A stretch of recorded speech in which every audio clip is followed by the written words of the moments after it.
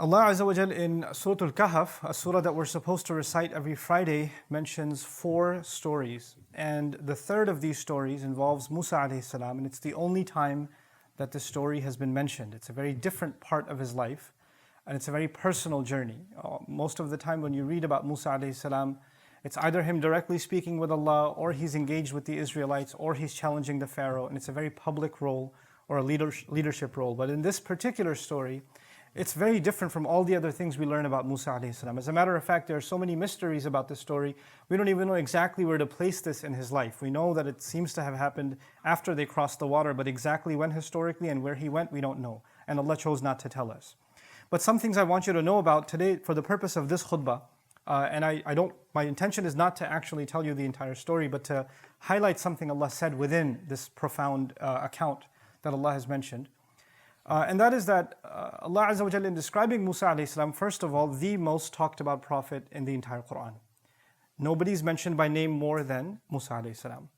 And of course, he's been given the book, which then became the book that's more prophets taught than any other prophet. Meaning Allah gave him Tawrat, and after he gave him Tawrat alayhi salam, every generation after him had a prophet, and they taught Tawrat again and again and again and again and again. So more prophets were students of what he was given than any other prophet. So also, of course, Allah Azza wa Jal describes the people that ascribe themselves to him, the Jewish community. He describes them as ahbar, people of ink, people of knowledge. Right? And ulama, Bani Israel, Quran uses the word scholars, or people of knowledge of the Israelites. Meaning these are people that actually have profound knowledge. This is something they have from Allah, that Allah Azza wa Jal gave them. Even after the changes they made to the book, there's still some knowledge that they possess. So Allah highlights the knowledge and the highest status of Musa alayhi salam over and over again in the Quran. But then in this story, he is not the teacher, he's the student. Musa alayhi salam, who is in every other scenario a teacher, is now a student. And this is not early on. You know, when you think of education, early on in your career, you're learning, you're a student, and when you get certain qualifications, then after that you become a teacher. That's the normal progression of things. But this, from what we can tell, is actually happening much later on in the life of Musa alayhi salam, much after he's been a teacher. As a matter of fact, he's been a teacher to the Israelites. He's already received the Tawrat. He has been teaching on behalf of Allah Azza wa Jal. And if we're to accept the authenticity of the narration, it's even claimed that nobody was more knowledgeable on earth than Musa alayhi salam, that he didn't know of anyone who had more knowledge. And yet Allah tells him, there's someone who knows more than you do, and you need to go learn from him. And so this really interesting story is now about someone who from what we can tell in the Quran, was given more knowledge than anybody else, and yet Allah is telling him that you need to go learn from someone else. Now, the more someone is learned, the more qualifications they have, credentials they have, the higher status they have in society. I'm not even talking about religious knowledge. If somebody's got a PhD, it's a form of respect. If somebody's a professor in university, it's a kind of prestige. We know that. This is why we celebrate people that graduate, whether you're graduating high school or college, or you got a master's degree, or you got a PhD, or with Islamic studies you got an ijazah, or you finished memorizing the Quran. Whenever somebody accomplishes something in education, their status is increased. They're more recognized in the society. People listen to them and they have more validity. And yet, this person who Allah describes as more knowledgeable, clearly, as even than Musa alayhi salam, rather Musa alayhi salam is traveling an exhaustive amount to come learn from him, nobody knows him. Nobody knows him. As a matter of fact, one of the most interesting things, is that we don't even know his name. The Quran, Allah did not mention his name. Yes, in the narrations we learned the name Khidr or Khadir, and there are variations of that spelling that are mentioned. But Allah, in His perfect speech, decided not to tell us who is this teacher of Musa alayhi salam. He didn't tell him his name. So how did Allah describe him? This is where I want to begin really today. He says, فَوَجَدَ عَبْدًا مِنْ عِبَادِنَا. Meaning Musa alayhi salam and his young assistant, they traveled together and they eventually found, listen to this carefully now, a slave from among our slaves. Which is probably in closer English expression would be just one of our slaves. They just found one of our slaves. One of our slaves is a description of all of us. That's not a special description. We're learning something profound here. To Allah Azza wa Jal, the more someone gains knowledge, the more they are identified as just another one of Allah's slaves. That doesn't make them more special than anyone else. It actually makes them realize, إِنَّنِي مِنَ الْمُسْلِمِينَ, I'm just among everybody else. I'm not superior to anybody else. You see, every other knowledge, when somebody gains it, somebody gets a degree, they kind of like get a little full of themselves. Like if they're going to a convention and they've got a PhD, they're not just going to say Abdul Karim, they're going to say Dr. Abdul Karim, comma, PhD. Wait, let me put the P with double marker and H and D, you know. Or you introduce yourself to someone, hey, my name is Salman. No, my name is Dr. Salman. Or, you know, your email ID, whatever. It doesn't say Zainab, it says Zainab MBA. Or whatever. You know, you have to add your credential because it's a form of, I'm something. I have some value, you know. And people love throwing that on. I'm reminded back in the day when I was in college, this is in the 1800s, but when I used to go to, you know, MSA conventions, my friends, just for fun, they'd put their name, like he's like the second year of college, he's putting his name, Dr. Faris Mahmoud, PhD, times 10, and they be his label. But the idea that credentials give you a kind of status. And what is that status with Allah? Well, if you really truly have knowledge, and if I really truly have knowledge, then we recognize the highest status with Allah, of the highest knowledge, is that I'm just a slave. And the word slave I use deliberately. I didn't say servant. I said slave because it's kind of an offensive term. Right? And literally in the Arabic language, I have to try to translate the Arabic of the Quran as close to the English as possible. I'm not trying to be politically correct. I'm trying to be accurate from a language point of view. Abd actually does mean slave. And yes, slave is an offensive term. But I want you to understand why that's used. Because slavery to anyone other than Allah is humiliation. But slavery to Allah is an honor. It's actually freedom. And also, you can't think of any title that somebody could give you that could be lower than slave. Like whoever has a job in the world, any role in the world, when they take that role, there is no more humble, more lower a title than that one. Here you have someone who has higher and higher, the highest knowledge, and yet all he is abdan, a slave. And on top of that, it's not al-abd. It's not even mu'arraf billam. It's not even the servant. Like this is the man to learn from. No, just any servant. There's an anonymity to him. This is profound because it teaches us something about what it means to truly learn Islam. When somebody's truly learning the knowledge of Allah, then actually they are more and more and more within everyone else, not above. They're not above them. They are more humbled than they are full of their credentials. Do you know where I graduated from? Do you know what degree I have? Do you have an ijazah in this? Did you study under this sheikh? None of that matters now. That disappears. I'm reminded of a really interesting incident or experience. Almost over a year ago, I traveled to Oman, and Sultanate Oman, in Muscat, and we had a program there. There was a program that I attended in a masjid for about 7 days. It was an i'tikaf. There were about 500 of us that stayed there. And this was a study program for just reflecting on the Quran. That's what it was. And there were rules for attending this program. And one of the rules was you have to leave your cell phone, astaghfirullah al-azim. You have to leave your cell phone with the custodians, and if there's an emergency, they'll contact them. But for 7 days, you don't have your phone. I don't even know how you can breathe without your phone anymore, but we did it somehow. So there's no phone with us. And the second thing was you can only mention your name, and you can only mention where you're from, but you can't say anything else about yourself. Nothing else. There were people there that were scholars of hadith. There were people there that were millionaires. There were people there that were shuyukh, mashayikh, that are teaching their whole life.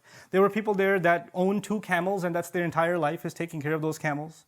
There were people there that were taxi drivers, but we don't know who's who. Nobody knows who's who. All you can say is, ismi kada wa kada wa ana min, and that's it.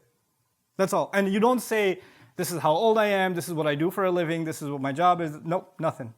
And when you're going to discuss Quran, you can't even quote scholars or technical Arabic things or whatever because that might give somebody a clue this guy is a scholar.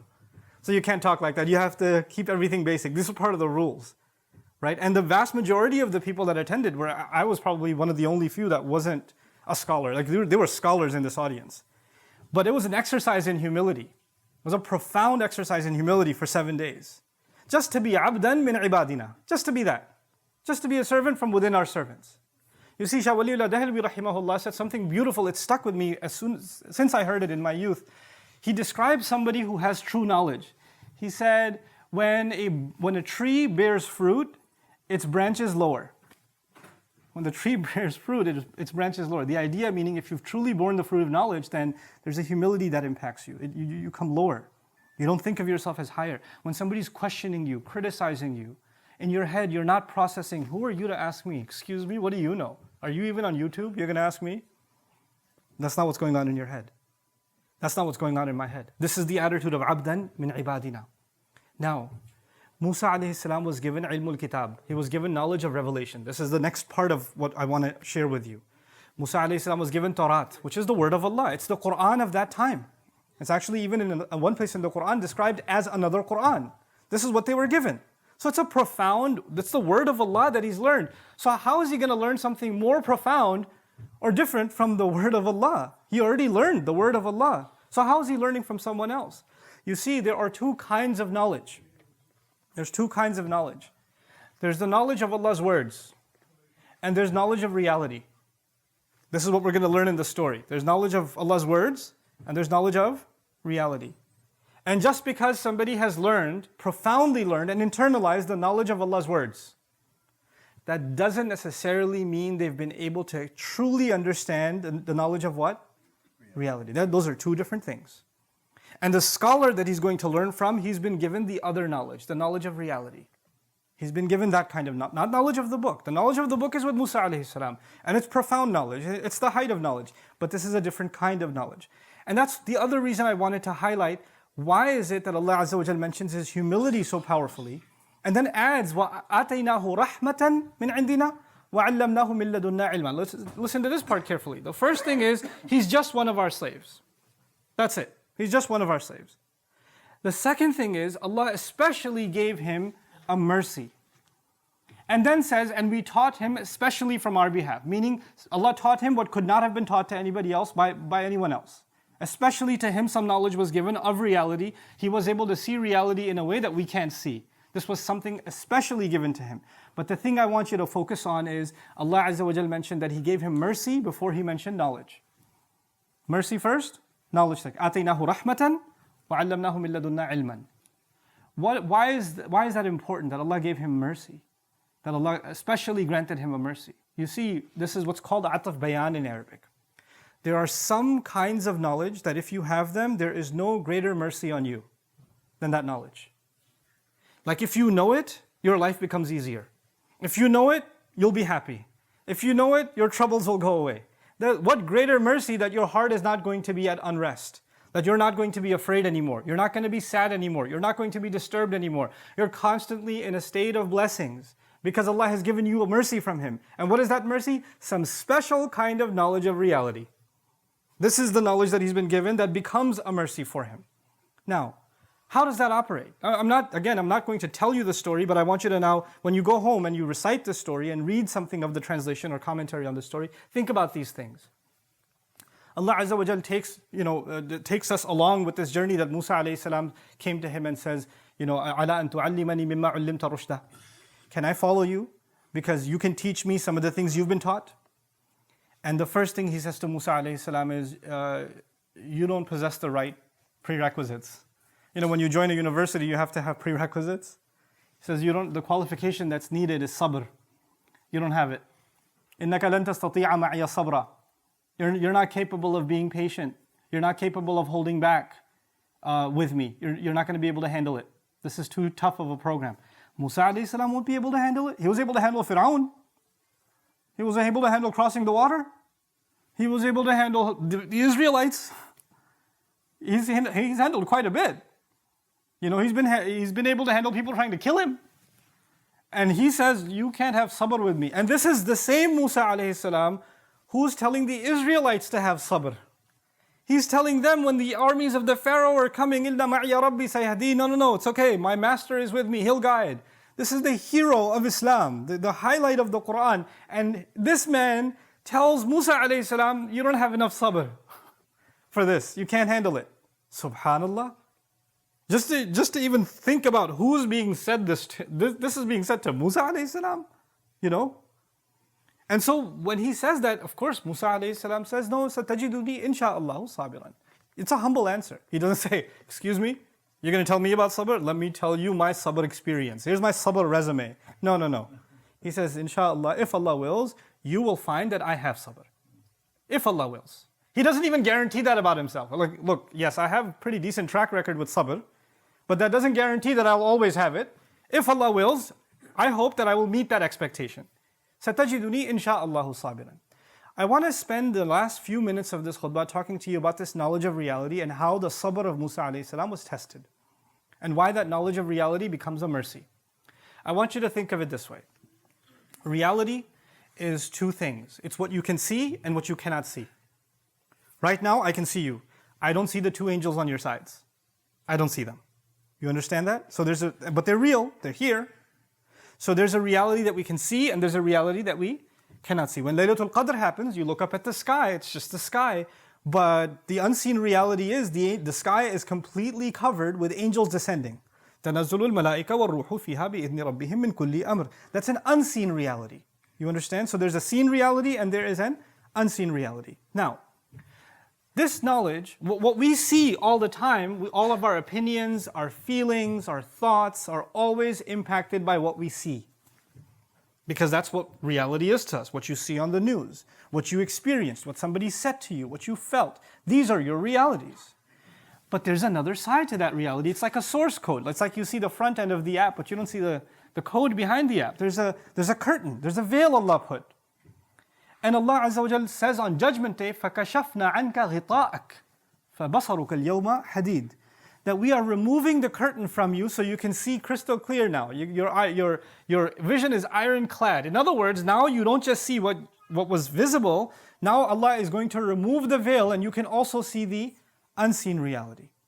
The thing is, in most of our life, pretty much all of our life, we never know why Allah does what He does. We don't know. We don't know why you got into a car accident. We don't know. We don't know why you lost your job. We don't know why you got sick. We don't know why this problem happened or that problem happened. We don't know why your brother did so well in school and you failed. We don't know. We don't know why you're so short and your siblings are so tall. And you start asking yourself, why did Allah do this? Why can't He just tell me what He wants from me? Why doesn't He lift the curtain a little bit? So let me see what the secret was. What was the big plan? So if I just knew, well, maybe I'd be at ease. Because when you don't know, when a judge passes a verdict on you, the judge says you have to pay this fine. And you say, why should I pay this fine? And he says, no, that knowledge is in the unseen. I'm not going to tell you. When a judge passes a verdict on you and you don't know why, then you become at unrest. You're like, I can't accept that. I need an explanation. I can't have that explanation be hidden from me. What Allah does in this story is He shows Musa alayhi salam there's always an explanation. But Allah decided, وَمَا كَانَ اللَّهُ لِيُطْلِعَكُمْ عَلَى الْغَيْبِ. Allah has decided that He is not going to be informing you of what's happening in the unseen. Behind everything seen, there's something happening that is unseen, and He has decided not to tell you. In this story, what Allah decided to do is imagine there's a curtain, and Allah lifted it, through His teacher, just a little bit, so you can get a glimpse, a little bit, you can see what's happening behind the scenes. So you understand there's always something happening, but He doesn't lift it all the time. This is a special knowledge given to Khidr alayhi salam, which is a special mercy to him. He doesn't give that to everyone. He didn't even give it to Musa alayhi salam. Meaning this is a reality He doesn't even open to His messengers. Alayhim salatu wassalam. That's the lesson we're learning here. So when Musa alayhi salam sees that people that are just earning a decent living and the only way they can make a living is a boat that they work on is being damaged by his teacher, like, what are you doing? This is messed up. How can you do this? What could possibly justify this? And he's told you you're not going to handle this. This is not the kind of course you can take and survive. You don't have the patience for this. Meaning he doesn't have the patience to see injustice and just stand by. Musa alayhi salam, when he sees injustice, he gets upset. When he sees two people fighting each other, he doesn't just stand there, he goes and fixes it. When he sees women struggling to feed their animal, he goes and helps. When he sees an innocent boy being killed, or he sees a ship being sunk for no reason, of course he's going to have a problem. And this became his test of sabr. In other words, when you and I see unfairness in your personal life, in your circle, when you see unfairness done towards you or done towards others, and you start questioning, why is this unfairness happening? This isn't right. That can't be a good thing. And you start, it agitates you, it really bothers you. It's at that point that those words of Khidr alayhi salam to Musa alayhi salam are, أَلَمْ أَقُلْ لَكَ إِنَّكَ لَن تَسْتَطِيعَ مَعِيَ صَبْرًا. Didn't I tell you this education, this knowledge is not easy to acquire. You don't have the patience for this. This is why it's not given to everyone.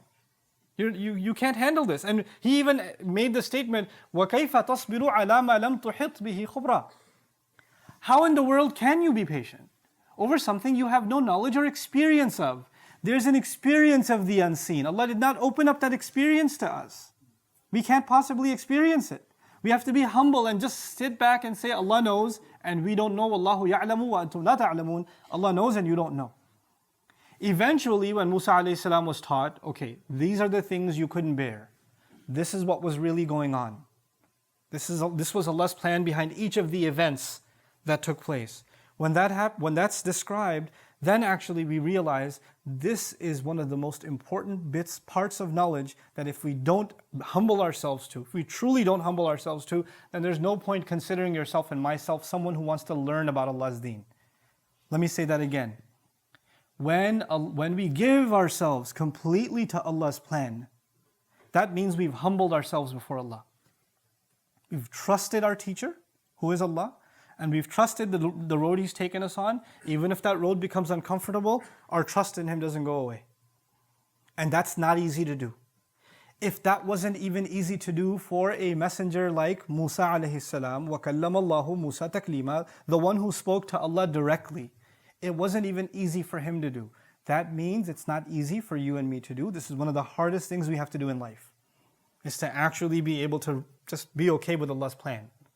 Is to know at the end of the day, there is a larger plan. Now, please don't misunderstand what I'm trying to get across in this khutbah. I am not saying that when people treat you unfairly, and when people do wrong to you, or you see wrong happening, that you shouldn't say anything, it's Allah's plan. I'm going to take the sabr approach and not say anything. That's not what's being said. It's being said about things that are out of our control. When things that are happening that are out of our control, there's always a plan in place. There's always something happening that is from Allah. And us standing up for justice, us speaking out against the wrong that is happening, is an obligation we have on ourselves. But this is beyond that. That's obvious. That's common sense. That's something that most of the Quran talks about. But there's an attitude before Allah Azza wa Jal that we have to humble ourselves. I have to really, really acknowledge in myself that I'm not going to question Allah. I'm not going to say, Ya Allah, I don't see the sense behind this plan. I don't get it. If I was planning, I would have done a better job. Ma'adallah. This is the thought that goes in someone's head. This is the thing that has to be killed. Because my sense of planning, my decision making, in my head, you're thinking you're more merciful than Allah? You're thinking you're more just than Allah? Am I thinking that I'm a better planner than Allah? I know better than Allah? I have more wisdom than Allah? Is that what I'm thinking? Because when I'm questioning His judgment like that, then there's clearly something wrong. Of course, we can get close to that sometimes. Even the angels got close to that at one point. They didn't understand why Adam was created. They didn't get it. They even asked Allah Azza wa Jalla, تَجْعَلُوا فِيهَا مَنْ يُفْسِدُ فِيهَا وَيَسْفِكُ الدِّمَاءِ. Are you going to put on the earth someone who's going to cause corruption and spill blood? We don't get it. But immediately, as soon as they said this, because they don't understand, it's okay. We can ask Allah, Ya Rabb, I wish I understood why this is happening. Give me contentment to deal with what is happening. That's okay. But immediately, what did the angel say? وَنَحْنُ نُسَبِّحُ بِحَمْدِكَ وَنُقَدِّسُ لَكَ. And by the way, you're perfect. We're not questioning your perfection. We don't get it, but that doesn't mean that you're making the wrong decision at all. That's humility. That's to be a abd of one of the ibad of Allah. Abdan min ibadina. And this has nothing. On the one hand, you could have knowledge of the book. You could know the Arabic language and have memorized the Quran and have studied hadith and you know all of those things. But this isn't there. Contentment with Allah's decree is not there. Contentment with it. Knowing that what Allah has done is better. Knowing that what Allah has done has wisdom behind it. Knowing what Allah has done, Allah is a better planner than you and I will ever be. And there's good in it. Maybe that good is, sometimes a plant grows within a couple of days. Sometimes a plant grows in 20 years. Right? So the seed that you're experiencing now, we don't know the good of it will come now or it will come 100 years from now. We don't know that. That's Allah's plan. That we can't have any knowledge of that. This is not something Allah Azza wa Jal decided to tell us. And so Allah even in Surah Al-Imran, when Muslims were going through a difficult time, and this is the last thing I'll leave you with, Allah Azza wa Jal told the Muslims this. When they were questioning, when we lost in Uhud, when we experienced tremendous loss in the Battle of Uhud. And Allah Azza wa Jal noticed that Muslims are even starting to ask, why did this happen to us? Why did we experience it? We have the Messenger of Allah with us, sallallahu alayhi wasallam. We're the believers that we've sacrificed with him. How can we experience this? Allah says, وَتِلْكَ الْأَيَّامُ نُدَاوِلُهَا بَيْنَ النَّاسِ. These are the days we flip up and down between people. وَلِيَعْلَمَ اللَّهُ الَّذِينَ آمَنُوا. So Allah could know who truly believes. It's easy to believe when you're winning, isn't it? I want to see who really believes when you're what? You're losing. First time I studied this ayah, I used to live in New York. And back then, astaghfirullah, I was a New York Knicks fan. And if you know anything about the New York Knicks, Spike Lee is at every game. Or I don't know if he still is, but he was at every game. And he's got those shahada fingers, and he's waving. They could be down by 40 points. He's a believer. They call him a true believer. Right? Whether you're winning or not, he's got faith. 3 seconds left in the game, 40 points down, and he's waving the shahada finger. Because that's his faith. Well, you know what? That's why they call him a true believer. The idea being, when we are going through difficult times, that's actually when Allah wants to see whether we believe or not. That's actually when faith is truly, not just tested, graded. Think of it as graded. That's what your actual grade is. Are you content with Allah at that time? So he says, I just want to know who truly believes. I want to see your faith in action. I want to see it put to the test. Another place he says, ما كان الله ليذر المؤمنين على أنتم عليه حتى يميز الخبيث من الطيب. Allah will not leave you just comfortable the way you are. He won't. He'll give you a tough time until He can distinguish the filthy from the good and pure. وما كان الله ليطلعكم على الغيب. And Allah will not be telling you what's going on behind the scenes. He will not be telling you the real plan. He said that Himself. This is the humility that is profound, so profound that even a messenger had to travel to learn it. And this is a journey you and I have to take in life, to really, truly let go sometimes of our complaints and of our questionings of Allah's plan. Just let yourself float, let yourself be, and you'll find yourself in peace, and Allah Azza wa Jal will give you contentment in life that otherwise would never have come your way. May Allah Azza wa Jal make us happy with His decree. May Allah Azza wa Jal make us of those radiyallahu anhum wa radu anhu. Allah is pleased with them as they are pleased with Allah. As they are pleased with Allah. So may Allah Azza wa Jal make us pleased with Him and make Him pleased with us. May Allah Azza wa Jal make our difficulties easy for us, and may Allah not make any of our trials a reason for us to lose our faith in Him. Barakallahu li wa lakum fil Qur'an al-Hakim wa nafa'ani wa iyyakum bil ayati wa dhikr al-Hakim. الحمد لله وكفى والصلاة والسلام على عباده الذين اصطفى خصوصا على أفضلهم وخاتم النبيين محمد الأمين وعلى آله وصحبه أجمعين. قال الله عز وجل في كتابه الكريم بعد أن أقول أعوذ بالله من الشيطان الرجيم إن الله وملائكته يصلون على النبي يا أيها الذين آمنوا صلوا عليه وسلموا تسليما اللهم صل على محمد وعلى آل محمد كما صليت على إبراهيم وعلى آل إبراهيم في العالمين إنك حميد مجيد اللهم بارك على محمد وعلى آل محمد كما باركت على إبراهيم وعلى آل إبراهيم في العالمين إنك حميد مجيد. عباد الله رحمكم الله اتقوا الله إن الله يأمر بالعدل والإحسان وإيتاء ذي القربى وينهى عن الفحشاء والمنكر ولذكر الله أكبر والله يعلم ما تصنعون. أقم الصلاة إن الصلاة كانت على المؤمنين كتابا موقوتا.